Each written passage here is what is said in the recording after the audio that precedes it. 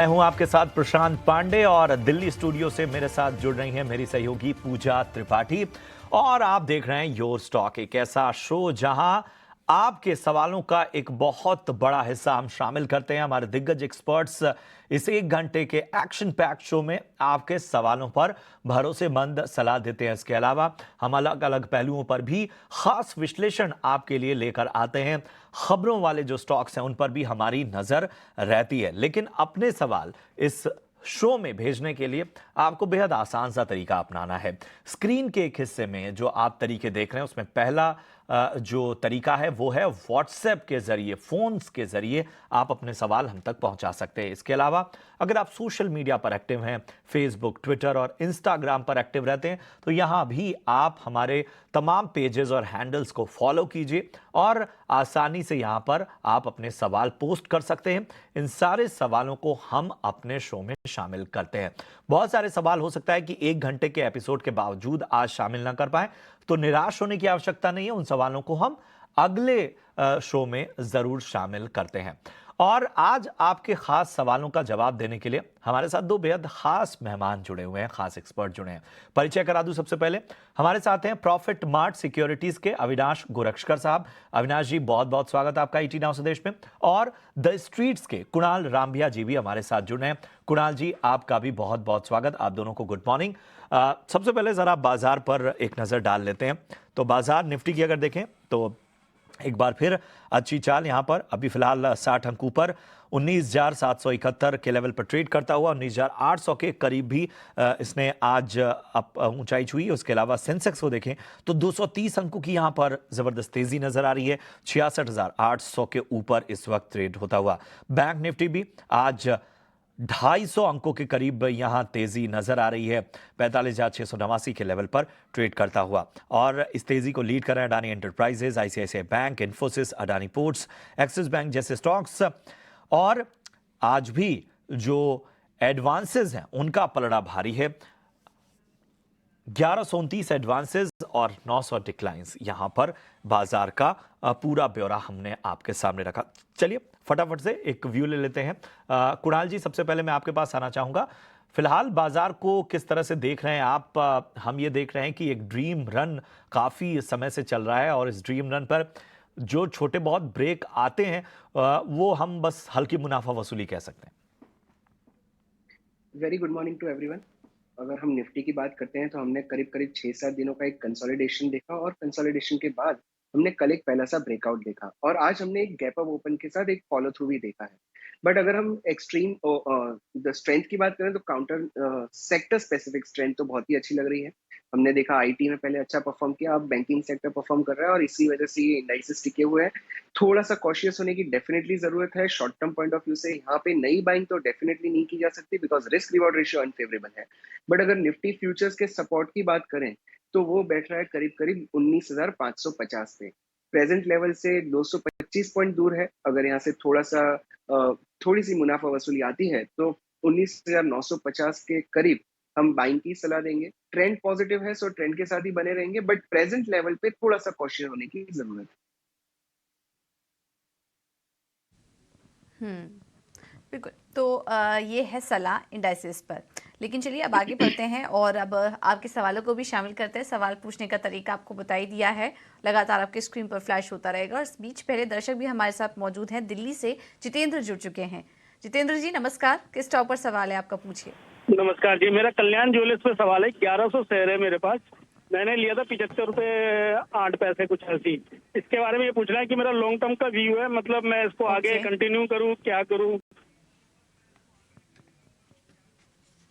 ठीक है, चलिए पहले तो मुबारक हो आपको। कल्याण ज्वेलर्स, आपने इतना लंबा समय दिया और उसका आपको फायदा भी हो रहा है। लगभग 1 लाख से ज़्यादा का मुनाफा इस वक्त आपको स्टॉक में हो रहा है, तो उसके लिए कॉन्ग्रेचुलेशंस।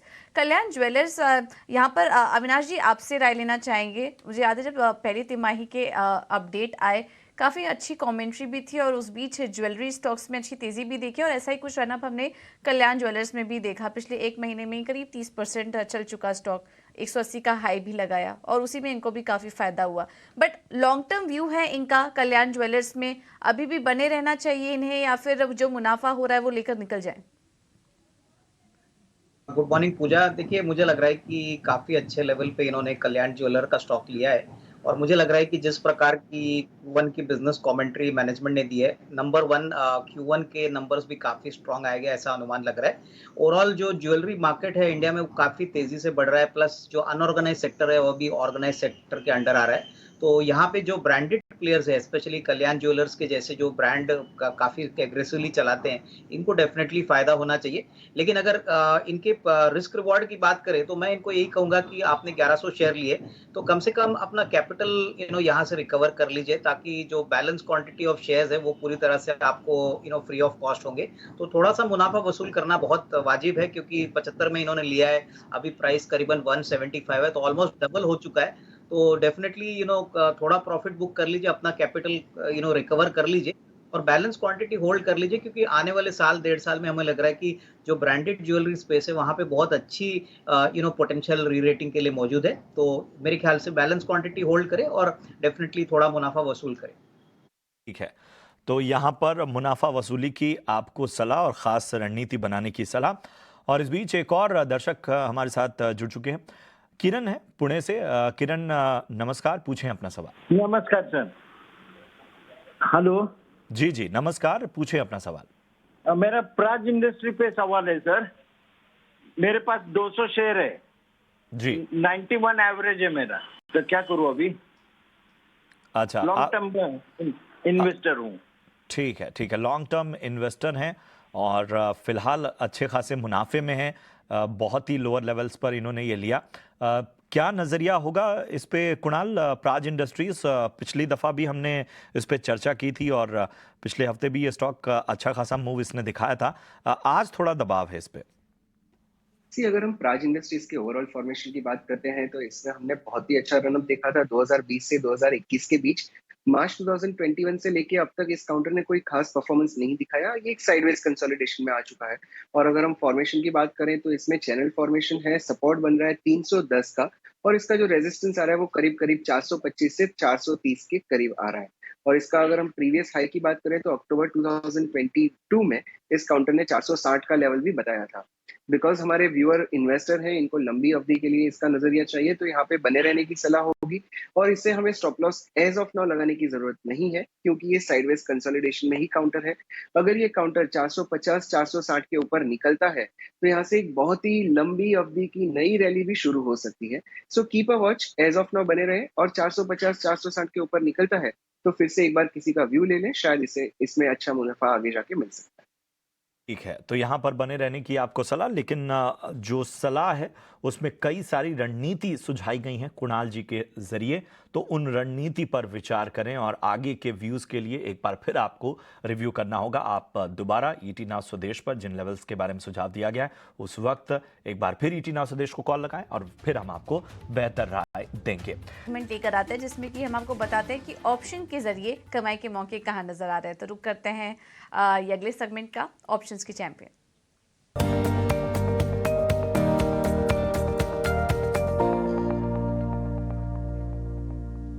और हमारे साथ ध्वनि पटेल जुड़ चुकी हैं फोन लाइन पर स्ट्रैटेजी बताने के लिए। ध्वनि, good morning, thank you so much समय देने के लिए। आज स्ट्रैटेजी शेयर कीजिए अपनी। Good morning. आज की जो स्ट्रैटेजी यहाँ पे बनती है वो लालपात लैब्स में है। स्टॉक ऑलरेडी हम देख रहे हैं कि नीचे की तरफ अपना बॉटम बना के एक अपवर्ड ट्रेजेक्टरी में ट्रेड कर रहा है, तो कॉल ऑप्शन के जरिए इसके अंदर ट्रेड करना है। इसके अंदर अभी इंट्राडे में एक हमें थोड़ी सी यहाँ पे गिरावट देखने को मिल रही है, तो इसमें एक कंडीशनल कॉल रहेगी कि आपको 60 से 65 के ऊपर, जब 4200 की कॉल ऑप्शन की प्राइस 65 से 70 के अंदर जा रही है, तब आपको इसको बाय करना है। टारगेट जो है इसका वो 120 रहेगा। स्टॉप लॉस जो है वो यहाँ पे आपको 45 का मेंटेन करना है। इसका लॉट साइज 300 है, जिसकी वजह से इसकी जो मैक्स पेन है वो 6000 तक का बनता है।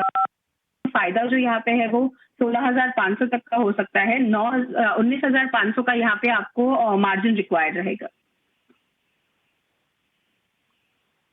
Okay, thank you so much ध्वनि आपका ये रणनीति सुझाने के लिए। तो डॉक्टर लाल पैथ लैब आज ऊपर भी है, अगर कैश में देखेंगे तो 2% की तेज़ी यहाँ पर देखने को मिल रही है डॉक्टर लाल पैथ लैब में, और ऑप्शन स्ट्रैटेजी भी आपको अभी ध्वनि बता रही थी। चलिए अब आगे बढ़ते हैं और कुछ और भी सवालों को शामिल करेंगे। व्हाट्सएप पर कविता जी का सवाल आया है HDFC लाइफ पर 100 शेयर्स इन्होंने 681 पर लिया। ये हाल फिलहाल की ही खरीद लग रही है। इस पर अगर देखेंगे तो 61 के पास ये स्टॉक कारोबार भी कर रहा है। तेज़ी दिखी थी लेकिन पिछले कुछ दिनों से पिछले 2 दिनों से स्टॉक एक डाउन ट्रेंड में है। यहाँ पर कुणाल क्या व्यू बन रहा है आपका? इनकी खरीद के पास ही स्टॉक कारोबार कर रहा है, टारगेट्स क्या देख रहे हैं और अगर कुछ स्टॉप लॉस भी इनको आप रिकमेंड करें तो? पूजा ओवरऑल फॉर्मेशन अगर HDFC लाइफ इंश्योरेंस की बात करें तो पॉजिटिव ही है, रुझान बहुत ही अच्छी बनी हुई है, बट थोड़ी सी वीकनेस और प्रॉफिट बुकिंग या मुनाफा वसूली हमें देखने मिली है। अगर हम इसके साइडवेज कंसोलिडेशन के सपोर्ट की बात करते हैं तो सपोर्ट आता है 660 पे, प्रेजेंट लेवल 660-40 पे चल रहा है। सो एक स्टॉप लॉस यहाँ पे सुझा सकते हैं और वो है 655 का। अगर ये काउंटर 655 के नीचे जाता है तो शायद एक बार और नीचे जा सकता है, हमें exit I would advise an exit. और यहाँ से अगर रिवर्सल आता है तो इस काउंटर में 695 से लेके 705 तक के टारगेट भी आ सकते हैं। सो फॉर टाइम बिंग बने रहे, स्टॉप लॉस इसमें 655 का लगा सकते हैं। ठीक है, तो HDFC लाइफ में बने रहने की सलाह, 655 का स्टॉप लॉस लगाएं और आगे के टारगेट्स आपको मिलते हुए। चलिए बढ़ते हैं अगले दर्शक के सवाल की ओर। ट्विटर से ब्रिजेंद्र शिवहरे ने हम तक सवाल पहुंचाया है और इनका सवाल है IDFC फर्स्ट बैंक के 1000 शेयर इन्होंने लिए हुए हैं और जो प्राइस है, जिन लेवल्स पर इन्होंने लिया है वो है 4800 और फिलहाल जो है वो बेहतर जो है इनको मुनाफा इस वक्त मिलता हुआ। अविनाश जी, क्या होगी इनको सलाह, क्या करना चाहिए? आई थिंक प्रशांत, इन्होंने बहुत ही अच्छे लेवल पे एंट्री की है और मुझे लग रहा है कि जो business commentary IDFC first bank की आई थी बहुत ही दमदार थी। ऑलरेडी इनका कासा अभी 50% के ऊपर है, प्लस नेट इंटरेस्ट मार्जिन्स भी काफ़ी अच्छी तरह से बढ़ रहे हैं। मेरे ख्याल से अगर इनका नज़रिया कम से कम अगले 12-15 महीने का है तो मैं समझता हूँ कि ये काफ़ी अच्छी सिग्निफिकेंट रेटिंग और भी इस लेवल से दिखाएगा, क्योंकि IDFC फर्स्ट बैंक के साथ जो मर्जर है उसका भी मैनेजमेंट ने अभी फाइनल स्टेज में अप्रूवल दिया है। तो ये सारी बातें देखते हुए मुझे लग रहा है कि यहाँ पे होल्ड करना चाहिए। अगर इनको पैसों की इमीडिएटली जरूरत नहीं है तो मेरे ख्याल से काफ़ी अच्छी तरह से और रिस्क रिवॉर्ड इस लेवल से भी बन सकता है। तो होल्ड करने की राय अगले 12 से 15 महीने तक। ठीक है, तो ये है व्यू इस वक्त IDFC फर्स्ट बैंक पर आपको दे दिया गया है। चलिए अब आगे बढ़ते हैं और कुछ और भी यहाँ पर जो खबर निकल कर आ रही है उस पर फोकस करते हैं, लेकिन उसके पहले बात करते हैं नतीजों की। और आज इंडसइंड बैंक अपने नतीजे घोषित करेगा। शुरुआत काफ़ी अच्छी हुई थी इंडसइंड बैंक की आज सुबह, लेकिन अब देख रहे हैं कि नतीजे मार्केट आज में ही एक्सपेक्टेड हैं आने के, और उसके पहले स्टॉक में हल्की मुनाफा वसूली इस वक्त देखने को मिल रही है। सबसे पहले समझ लेते हैं कि इंडसइंड बैंक के नतीजों से क्या अनुमान है, उसके बाद चार्ट्स पे भी एक चेक लेंगे। और हमारे साथ हर्ष जुड़ चुके हैं पूरा एनालिसिस लेकर। हर्ष, बताइए इंडसइंड बैंक के नतीजों से क्या एक्सपेक्टेशन है? जी हाँ, तो जब नेट इंटरेस्ट इनकम की बात करते हैं 4850 करोड़ के आसपास वो नेट इंटरेस्ट इनकम एक्सपेक्टेड है। जब ओवरऑल देखा जाए तो ये एक 18% ग्रोथ है ईयर ऑन ईयर बेसिस पे। ऑपरेटिंग प्रॉफिट 12% ग्रो करेगा। अब जो नेट इंटरेस्ट इनकम है वो और जो मार्जिन्स है वो होल्ड अप करेंगे, वो एक अच्छी बात है। 4.2% प्लस मार्जिन्स एक्सपेक्टेड है, क्योंकि फिक्स्ड रेटेड बुक उसको एड करेगा, तो वो एक पॉजिटिव है इंडसइंड बैंक के लिए, जिसकी वजह से ऑपरेटिंग प्रॉफिट ग्रो करेगा 12% ईयर ऑन ईयर। और प्रोविजनिंग भी फोकस में रहेगा, क्योंकि MFI बुक जो है और जो रिकवरीज है उसके दौरान एक पॉजिटिव इम्पैक्ट आएगा प्रोविजनिंग, एज वेल एज आगे जाके कैसे प्रोविजनिंग और NPAs मूव होते हैं उस पर भी एक नज़र रहेगी मार्केट की और कमेंट्री की इंडसइंड बैंक से। तो प्रोविजंस नंबर अराउंड 1000 करोड़ के आसपास एक्सपेक्टेड है और profit after tax number around 2100 crore के आसपास एक्सपेक्टेड है, जो कि एक सॉलिड 29% जंप है ईयर ऑन ईयर बेसिस पे। इन टर्म्स ऑफ जो नंबर्स ऑलरेडी डिस्क्लोज हो चुके हैं, एडवांसेस ग्रोथ 21% पे आया है, डिपॉजिट ग्रोथ 15% पे आया है, तो दोनों side of the balance sheet पे हेल्दी ग्रोथ दिखा है। और ओवरऑल देखा जाए तो कासा रेशियो में स्लाइट डिक्लाइन 0.2% का डिक्लाइन आया है। अब 40% के जस्ट नीचे वो कासा रेशियो आया है। मार्जिन्स मैंने कहा ये पर्टिकुलर क्वार्टर में डेफिनेटली फोकस में है, MFI बुक फोकस में है और क्रेडिट कॉस्ट एक्सपेक्टेड है कि इम्प्रूव होएंगे। तो लार्जली एक सॉलिड क्वार्टर एक्सपेक्टेड है इंडसइंड बैंक से। बिल्कुल। बहुत बहुत शुक्रिया हर्ष आपका ये सारे अपडेट्स के लिए। तो इंडसइंड बैंक से एक मजबूत आंकड़ों की उम्मीद की जा रही है, एसेट क्वालिटी भी स्टेबल रह सकती हैं। अविनाश जी, आपसे इंडसइंड बैंक पर एक बार व्यू लेना चाहेंगे।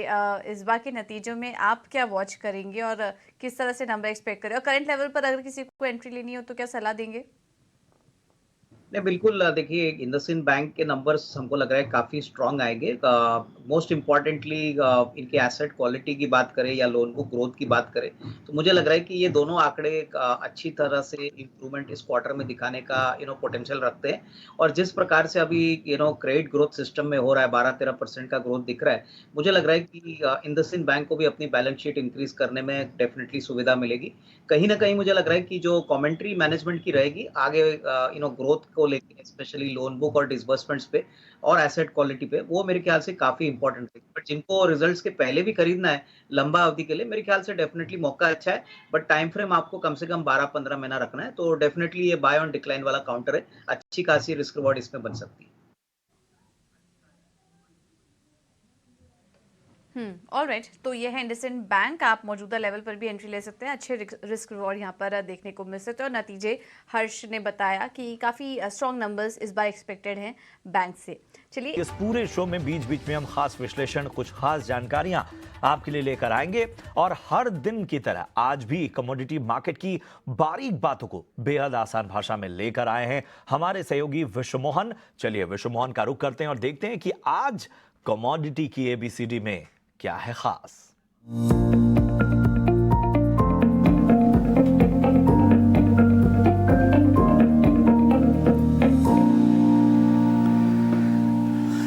आज कमोडिटी की एबीसीडी में हम बात करने वाले हैं मसालों की, और मसालों में एक खास कमोडिटी वो है केसर, जिसके दाम जो चांदी की कीमत है उससे करीब करीब 4.5 गुना दाम ज़्यादा है। क्रोकस सैटिवस, इसके फूल से केसर को निकाला जाता है। हालांकि इसके पहले आपको ये जानकारी दे दूं इसके भाव के बारे में। पिछले साल केसर के दाम 2 लाख रुपए प्रति किलो था, जो दाम अब बढ़कर 3.25 लाख रुपए प्रति किलो तक पहुंच चुका है। इस तरह की तेजी केसर में आ चुकी है। केसर के बारे में एक और चीज बता दूं कि केसर जो सबसे ज्यादा देश में कश्मीर में होता है। कश्मीर का कुछ एरिया है जहां पर लाल मिट्टी की जरूरत होती है। वो मिट्टी और जो क्लाइमेटिक कंडीशन है वो कश्मीर सबसे उपयुक्त माना जाता है, इसलिए वहां पर सबसे ज्यादा खेती होती है। और उसको उस वजह से वहाँ के केसर को जीआई टैग भी मिला हुआ है, और उस जीआई टैग की वजह से ही कि जो कश्मीर के जो केसर होते हैं उसको बहुत ज़्यादा भाव इंटरनेशनल मार्केट में मिलते हैं। हालांकि कॉम्पिटिटर के तौर पर ईरान है, लेकिन ईरान के केसर की कीमत और कश्मीर के केसर की कीमत में काफ़ी फ़र्क होता है। हालांकि वहाँ पर भी कश्मीर के केसर कह के इंटरनेशनल मार्केट में बेचने की कोशिश होती है, लेकिन इसकी एक अलग पहचान है। केसर के इस्तेमाल की अगर बात करें तो मेडिसिनल वैल्यू तो इसकी है ही। कई सारे मेडिसिन है जिसमें इसका इस्तेमाल होता है। इसके अलावा फूड कलर वगैरह में, फूड के फ्लेवर के तौर पर भी इसका इस्तेमाल होता है। लेकिन दुनिया भर में जिस तरह से मसालों के दाम, खास करके इंडियन स्पाइसेस की डिमांड बढ़ी है, उसके साथ साथ केसर के दाम भी तेजी से बढ़ते जा रहे हैं। और यही वजह है कि सरकार की लगातार कोशिश हो रही है नई स्कीम के जरिए कि कैसे इसका उत्पादन बढ़ाया जाए, ज़्यादा इक्विप किया जाए देश के उस हिस्से को जहां पर केसर के उत्पादन को तेजी से बढ़ाया जा सके और किसानों को उसका फायदा मिल सके। बिल्कुल, तो ये थी केसर पे बहुत ही दिलचस्प जानकारी कि क्यों इतना ज्यादा बेशकीमती है केसर। बहुत बहुत शुक्रिया करेंगे आपका विश्व मोहन इस खास सेगमेंट के लिए। चलिए अब एक बार फिर सवालों का सिलसिला शुरू करते हैं। हमारे साथ नवीन कुमार जुड़े हैं उत्तराखंड से। नवीन जी, गुड मॉर्निंग। उत्तराखंड में कहां से हैं आप और पूछे अपना सवाल। सर मैं हरिद्वार से हूँ। नमस्कार सर जी, पूछे अपना सवाल। सर मेरा सवाल ये है कि मेरे पास एप्टस वैल्यू हाउसिंग के 100 शेयर हैं जी, @250। ठीक है, ठीक है। मैं उनको बेचना नहीं चाहता, अभी लंब में टाइम के लिए रखना चाहता हूँ, क्या ये सही रहेगा मेरे लिए? ठीक है, तो अभी फिलहाल बेचना नहीं चाहते, लंबा नजरिया चाहते हैं।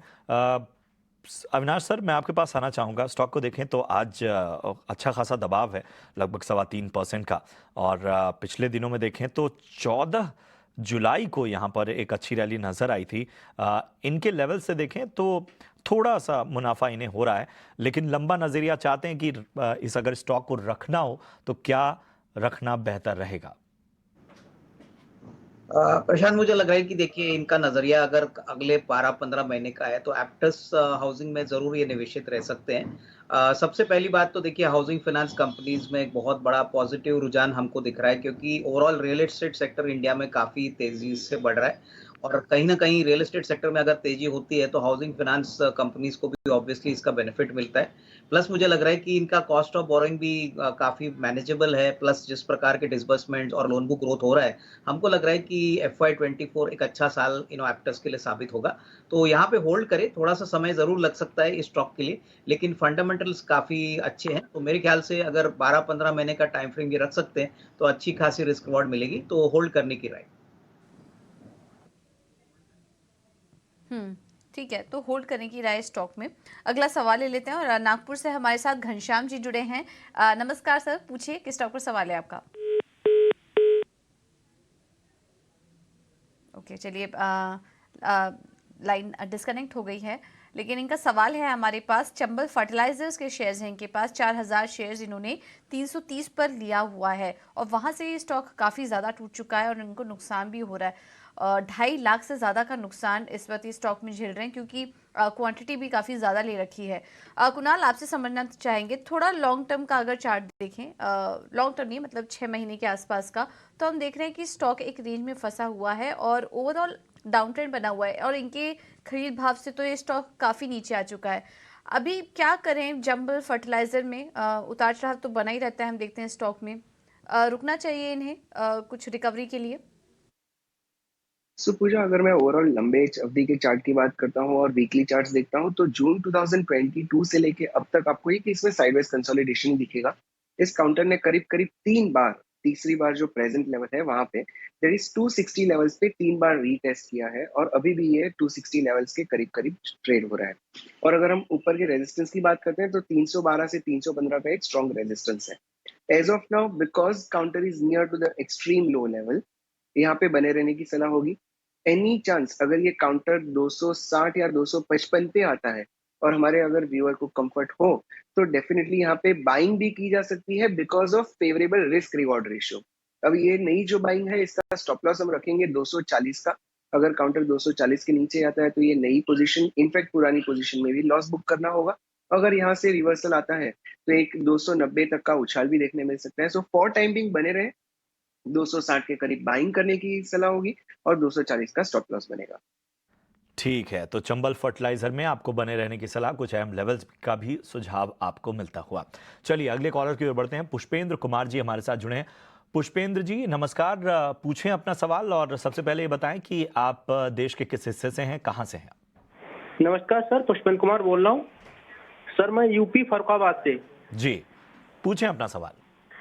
सर मेरे पास ITDC सीमेंट के 100 शेयर हैं 83.36 पे। ठीक है। और भारत सीड के हैं 90 शेयर 79.80 पे। ठीक है। तो सर मैं लॉन्ग टर्म इन्वेस्ट करना चाहता हूँ, मतलब या इस पे प्रॉफिट बुक करूँ या इनको होल्ड करूँ? ठीक है, कोई नजरिया आपका, लंबी अवधि के लिए बने रहना चाहते हैं या फिलहाल के लिए तुरंत? मैं सर लंबी अवधि के लिए भी बना रह सकता हूँ, इनमें 5 साल तक कोई दिक्कत नहीं है मेरे को भी, अगर कंपनी सही है, अगर सही चल रही तो। ठीक है, ठीक है, तो बहुत क्लैरिटी है इनको अपने दोनों ही स्टॉक्स को लेके, नजरिया भी उन्होंने स्पष्ट रूप से रखा। अविनाश जी बताएं क्या होगी राय? सबसे पहले ITD सीमेंट पर जरा इनकी राय ले लेते हैं। देखिए, पहली बात तो ITD सीमेंटेशन एक MNC कंपनी है और बेसिकली EPC और कंस्ट्रक्शन का काम करती है। काफ़ी अच्छा ऑर्डर बुक इस कंपनी का है। ज़्यादातर कंपनी काफ़ी बड़े प्रोजेक्ट्स में काम करते हैं, जैसे मेट्रो का काफ़ी बड़ा काम ये करते हैं। और सबसे बड़ी बात, इनके पास स्पेशल इंजीनियरिंग स्किल्स होने के कारण इनका जो कॉम्पिटिटिव मोड और जो कॉम्पिटिटिव एडवांटेज है इंडस्ट्री, इससे इनको काफ़ी बड़े ऑर्डर्स मिल रहे हैं। तो मेरे ख्याल से देखिए, इन्होंने वैसे भी तो ये कंपनी बहुत निचले लेवल पे खरीदा है, काफ़ी अच्छा मुनाफा बन रहा है। तो मेरे ख्याल से आने वाला साल भी इनके लिए काफ़ी अच्छा रहेगा। और ITD सीमेंटेशन में मुझे लग रहा है कि ग्रोथ नंबर्स बहुत रेवेन्यू और प्रॉफिट के पॉइंट ऑफ व्यू से अच्छी खासी ग्रोथ आपको FY24 में भी देखने को मिलेगी। तो यहाँ पे होल्ड करने की राय, करीबन 12 से 15 महीने का टाइम फ्रेम रखिए। मुझे लग रहा है कि इस लेवल से भी एक अच्छा रिस्क रिवॉर्ड इनको मिल सकता है। ने पूछा है भारत सीड्स, इस पे भी नजरिया चाहते हैं। 90 शेयर है इनके पास और लगभग 80 रुपए के लेवल पे खरीदा है। सीड्स भी मुझे लग रहा है एक ऑटो एंसिलरी है। देखिए अजय रेलान ग्रुप की कंपनी है और काफ़ी पुरानी प्लेयर है। मुझे लग रहा है कि देखिए सबसे बड़ी बात ऑटोमोबाइल सेक्टर में जिस प्रकार का ग्रोथ हो रहा है, उसका फ़ायदा डेफ़िनेटली ऑटो कंपोनेंट कंपनीज़ को ज़रूर होना चाहिए। कहीं न कहीं हमको लग रहा है कि इस साल होपफुली रूरल इंडिया से भी डिमांड अच्छी आएगी, अर्बन का मार्केट से तो ग्रोथ अच्छी हो रही है। तो भारत सीड्स में भी पोज़ीशन होल्ड करिए। हालाँकि ये छोटा मिड कैप स्टॉक है, लिक्विडिटी थोड़ी कम होती है, बट अर्निंग्स ग्रोथ के पॉइंट ऑफ व्यू से मुझे लग रहा है कि इस साल FY24 में अच्छी खासी ग्रोथ की पोटेंशियल है, तो यहाँ पे भी होल्ड करें। यहाँ पे भी नजरिया कम से कम 6 से 12 महीने का रखिए। यहाँ पे भी आपको एक अच्छा रिस्क रिवॉर्ड मिलेगा अगर आप पेशेंटली वेट करते हैं। ओके। तो दोनों ही स्टॉक्स पर फिलहाल बने रहने की राय आपको दी जा रही है। चलिए अब आगे बढ़ेंगे और जबलपुर से हमारे साथ अगले दर्शक जुड़े हैं, विवेक पाठक। विवेक जी नमस्कार, किस स्टॉक पर सवाल है आपका, पूछिए। जी नमस्कार। मेरे पास मैनकाइंड फार्मा के शेयर हैं जो आईपीओ में लिए थे, 26 शेयर हैं। 1080 पे अलॉट हुए थे मुझे, तो अब मुझे क्या करना चाहिए? ओके, चलिए खरीद भाव यहाँ पर आईपीओ की समय का अलॉटमेंट है 1080 का। मैनकाइंड फार्मा में हमने देखा कि अच्छा प्रदर्शन भी रहा है कंपनी का। आईपीओ के बाद हमने देखा था कि काफ़ी अच्छा लिस्टिंग गेन भी हुआ था निवेशकों को, और अभी भी स्टॉक में अच्छी मजबूती देखने को मिल रही है। 1800 के पार अब तो ये स्टॉक पहुंच चुका है। अविनाश जी आप ही सजेस्ट करिए, हाल ही की लिस्टिंग है और इनको अच्छा मुनाफा भी हो रहा है, लेकिन बने रह सकते हैं और तेजी के लिए स्टॉक में मैनकाइंड फार्मा में? मैनकाइंड फार्मा में मुझे लग रहा है कि हालांकि अभी अच्छा मुनाफा ये बना रहे हैं, लेकिन कंपनी का अगर ग्रोथ परफॉर्मेंस देखें तो मुझे लग रहा है कि ये एक ऐसी फार्मा कंपनी है जिसका ज़्यादातर प्रोडक्ट एफएमसीजी बेस्ड है और यहाँ पे कोई भी एफडीआई रिलेटेड कोई इश्यूज नहीं है, क्योंकि ज़्यादातर इनका मार्केट डोमेस्टिक मार्केट है और जिस प्रकार से इनका प्राइसिंग पावर है, प्रोडक्ट रेंज है, मुझे लग रहा है कि आने वाले 1.5-2 साल कंपनी के लिए बहुत बढ़िया रहेंगे। मेरे ख्याल से अगर ये थोड़ा सा टाइम इसमें स्पेंड करते हैं तो इसमें कोई डाउट नहीं कि ये स्टॉक 2000 के ऊपर भी जाने का पोटेंशियल रखता है, तो यहाँ पे होल्ड करिए। इनके क्वांटिटी भी काफी कम है, तो मेरे ख्याल से ये होल्ड करेंगे तो इनको ज्यादा फायदा होगा। सिर्फ थोड़ा टाइम इनको इस स्टॉक में ज्यादा स्पेंड करने की जरूरत है, तो लॉन्ग टर्म प्रोस्पेक्ट्स तो काफी अच्छे हैं। लॉन्ग टर्म नजरिया जो है वो बड़ा पॉजिटिव है, ये कहना अविनाश जी का। बने रहने की आपको सलाह। चलिए बढ़ते हैं आगे। जेके जैन दिल्ली से हैं, उन्होंने अपना सवाल व्हाट्सएप के जरिए हम तक पहुंचाया है और इनका सवाल है कि अदानी विल्मर के इनके पास 35 शेयर हैं, 230 के भाव पे उन्होंने ये स्टॉक लिया हुआ है। कुणाल जी बताएं क्या करना चाहिए? अदानी विल्मर में हमने ओवरऑल साइडवेज कंसोलिडेशन बहुत लंबे समय से देखा है। इनफैक्ट ये जो कंसोलिडेशन है वो करीब फरवरी से लेके अब तक का है और इसके हम स्ट्रॉन्ग सपोर्ट की बात करें तो 390 का एक स्ट्रॉन्ग सपोर्ट आता है और इसमें मोमेंटम रुझान शायद 425-430 के बाद ही हो सकती है। सो अगर हमारे व्यूअर का लंबी अवधि का नजरिया है तो 390 के स्टॉप लॉस से डेफिनेटली बने रह सकते हैं और नई अगर शॉर्ट टर्म ट्रेड भी करना होगा तो 425 के ऊपर जब काउंटर निकलता है तब हम रिविजिट करेंगे, but for time being because there is no trend in the market हम बने रहने की सलाह दे सकते हैं। ठीक है, तो अदानी विल्मर में बने रहने की राय। एक बार मार्केट पर नज़र डाल लेते हैं और रिकॉर्ड लेवल्स एक के बाद एक जैसे कि हम देख रहे हैं हर रोज़ देखने को मिल रहा है। हफ्ते की शुरुआत ही काफ़ी अच्छी हुई थी और अब देखिए लगातार दूसरे दिन है जब रिकॉर्ड लेवल्स को चेस कर रहा है बाजार।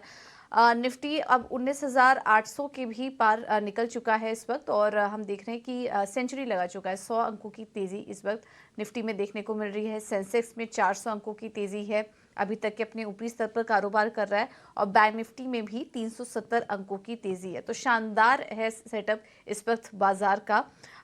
हालांकि हम देख रहे हैं कि कुछ सेक्टर से अभी भी कंट्रीब्यूशन नहीं आ रहा है, लेकिन ओवरऑल अच्छी मजबूती और स्ट्रेंथ इस वक्त बाजार में दिखाई दे रही है। यहाँ पर कुणाल आपसे समझना चाहेंगे क्या व्यू बन रहा है आपका निफ्टी और बैंक निफ्टी में इस वक्त? पूजा, जिस तरह हमने शो की शुरुआत में बात की थी, निफ्टी ये लेवल पे तो डेफिनेटली ट्रेंड तो अभी भी बहुत अच्छा बना हुआ है, लेकिन ये ट्रेंड के साथ हमें ये भी ध्यान रखना होगा कि नई पोजीशन के लिए यहाँ पे रिस्क रिवॉर्ड रेशियो बहुत ही अनफेवरेबल है। यहाँ से लॉन्ग के लिए जगह अपसाइड कितनी बनेगी वो तो नहीं पता, because sky is the limit as of now, but at the same time यहाँ से एक छोटा सा भी अगर रिट्रेसमेंट आता है तो 250 से 300 पॉइंट करेक्शन निफ्टी में हमें देखने मिल सकता है। तो अगर जिसके पास पोजीशन बनी है और लंबी जिसने पोजीशन होल्ड की है 19,750 के स्टॉप लॉस से होल्ड कर सकते हैं, बट नई पोजीशन इस लेवल पे इंडाइसेस में बनाना बहुत ही रिस्की बन जाएगा। थोड़ा सा करेक्शन की वेट करें। करेक्शन में सपोर्ट हमें देखना होगा 19,550 का। उसे हमें ध्यान में रख के बाय ऑन डिप की रणनीति डेफिनेटली अडॉप्ट कर सकते हैं। तो बाय ऑन टिप्स की रणनीति अपनाइए, स्टॉप लॉस को ट्रेल करते रहिए, मुनाफा बांधते रहिए। हमारे सभी एक्सपर्ट यही सलाह दे रहे हैं। फ्रेश एंट्री की सलाह नहीं है, लेकिन और तेज़ी के लिए अगर आपके पास है पोजीशन तो ट्रेल करते रहिए और मुनाफा ज़रूर आप यहाँ पर इन स्तरों पर बुक करते रहिए। सेंसेक्स देखिए पहली बार 67,000 के पार निकल चुका है और निफ्टी में भी अच्छी तेज़ी 19,800 के ऊपर अभी अपने आप को होल्ड किए हुए है। तो चलिए बाजार पर तो हमारी नज़र बनी रहेगी, लेकिन अब आगे बढ़ते हैं और गाजियाबाद से अगले दर्शक हमारे साथ जुड़े, उनका सवाल ले लेते हैं। प्रभात है हमारे साथ। प्रभात जी नमस्कार, किस स्टॉक पर सवाल है आपका, पूछिए। नमस्कार, good morning ma'am. Sir ma'am 2 share है मेरे। एक है लॉयड स्टील, 1000 शेयर है 14 रुपीज के हिसाब से, व्यू लॉन्ग टर्म है। और एक सेकंड शेयर है innovative deals and services, 1000 share है 11 रुपए के हिसाब से। तो मुझे निकल जाना चाहिए या अभी होल्ड करूं मैं दोनों में? सर दूसरा स्टॉक एक बार वापस से बताएंगे। Innovative deals and services madam, innovative ideas, sorry innovative ideas and services. Innovative deals share, ये किस लेवल पर लिया था आपने? मैम ये 11 रुपीज पे लिया था मैम। ओके, आई डाउट इसके चार्ट्स भी होंगे हमारे पास, क्योंकि काफ़ी पेनी स्टॉक है यहाँ पर। प्रभात जी हम ऐसे स्टॉक्स को ट्रैक नहीं करते हैं, लेकिन लॉयड मेटल्स पर आपको सलाह दे देते हैं। काफ़ी अच्छे लेवल पर आपने एंट्री ली थी और काफ़ी अच्छे से हमें कॉन्फिडेंस दिखाया होगा आपने, जब भाव 1400 के आसपास था तब आपने यहाँ पर एंट्री ली थी। एक बार वापस देखिए स्टॉक को तो इस वक्त जो करंट लेवल्स हैं उसको देखते हुए काफ़ी शानदार मुनाफा, 500 के ऊपर इस वक्त ये स्टॉक कारोबार कर रहा है। एक बार फंडामेंटल चेक ले लेते हैं इस पर। अविनाश जी इस कंपनी पर क्या व्यू बन रहा है आपका? बहुत ही 14 रुपये के आसपास इन्होंने यहाँ पर एंट्री ली थी और ऑब्वियसली ये मुनाफे में ही है इस वक्त, बट अभी क्या करें? लॉन्ग टर्म के लिए बने रहना चाहिए इन्हें या फिर मुनाफा जो हो रहा है वो लेकर निकल जाए? देखिए लॉयड्स मेटल में एक बहुत ही अच्छा एक टर्न अराउंड हो चुका है और मैं समझता हूँ ये बहुत पुरानी कंपनी है, लेकिन इन्होंने बहुत अच्छे लेवल पे एंट्री की है। इनफैक्ट कंपनी और एक बड़ा पॉजिटिव जो डेवलपमेंट है वो ये कि इनके पास अभी आयरन ओर का माइन भी इनको एलोकेट हो चुका है, जो करीबन 25-30 साल को इनको इसका बेनिफिट मिलेगा। तो कहीं ना कहीं मुझे लग रहा है कि अगर ये चाहे तो थोड़ा सा मुनाफा वसूल करके अपना प्रॉफिट थोड़ा सा वसूल कर सकते हैं, लेकिन बैलेंस क्वांटिटी जरूर होल्ड करिए, क्योंकि काफी वैल्यू एडेड प्रोडक्ट्स और इंक्रीज्ड कैपेसिटी आगे आने वाले साल में कंपनी प्लान कर रही है। तो डेफिनेटली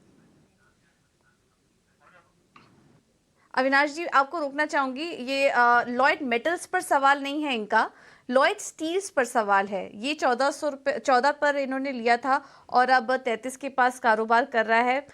वैसे तो ये मुनाफे में है, लेकिन स्टॉक में हम देख रहे हैं कि एक तेज़ी आई थी और निचले स्तर से काफ़ी शानदार तेज़ी देखने को मिली, इसी का फ़ायदा हो रहा है। इस वक्त लॉयड स्टील 33 पर कारोबार कर रहा है, तो माफ़ी चाहेंगे आपसे, लॉयड स्टील पर अपनी राय दीजिए, यहाँ पर क्या करें? अभी प्रॉफिट बुक कर ले क्योंकि आज तो ये स्टॉक दबाव में है।